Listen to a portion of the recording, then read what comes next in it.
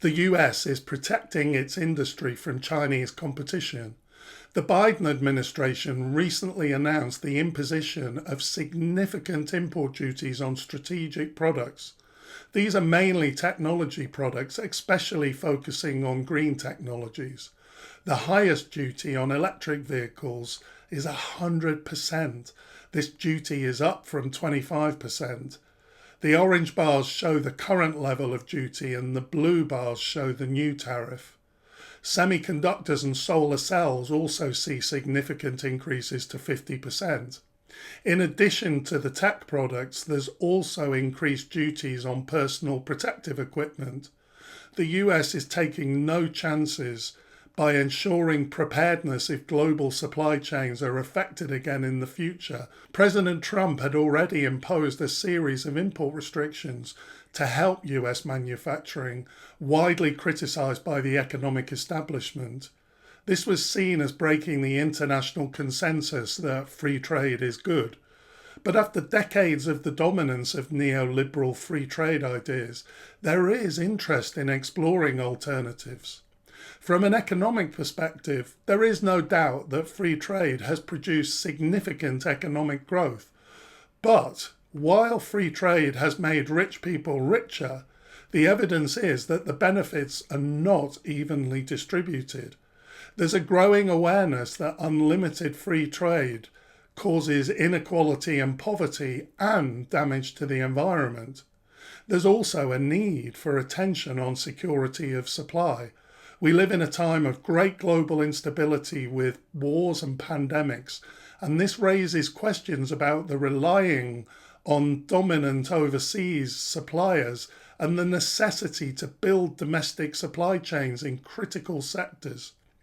Traditional economic criticism of increased tariffs focuses on the fact that this will reduce competition, that the market will become more expensive, that consumers will have to pay more, and that this adds to inflation pressures, that US manufacturers will become less efficient and less competitive, and therefore US exports will fall because they'll be less competitive on world markets.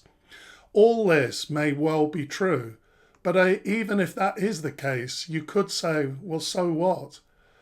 On the traditional approach, economists analysing a tariff increase would traditionally use a kind of cost-benefit analysis to show how much greater the cost of an increased tariff is than the benefit. However, this analysis is always based on many assumptions. For example, it's assumed that we're in a functioning competitive global market and that there is an even playing field. Both the US and EU have concluded that there are significant market distortions in China that affect the price of exports. Also, as countries are trying to impose higher environmental and labour standards, it's difficult to compete with countries that have much lower standards. The low cost of Chinese environmental technologies, for example, doesn't take into account the carbon cost of producing such goods, as well as the significant emissions in shipping them across the world. So, overall, although conventional economic analysis would definitely raise efficiency and inflation questions against increasing tariffs in this way, I think it's smart economic policy to look at alternatives in this situation.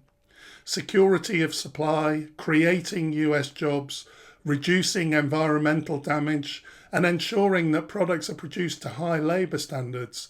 These are all things that have a high value and should be considered in any cost-benefit analysis. Of course, high tariff policies do need to be done in a smart way. Pure protectionism doesn't automatically help the economy.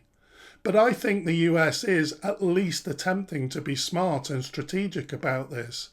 It's been putting billions of dollars of government investment into key manufacturing sectors, the CHIPS Act and the Inflation Reductions Act, for example. This is ambitious, bold industrial policy. These are really strategic initiatives.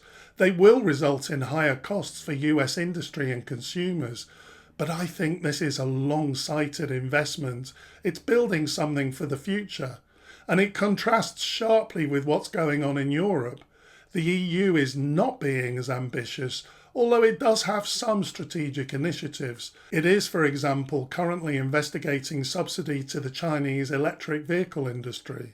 I think that US duties on electric cars will make EU additional duties on electric vehicles much more likely.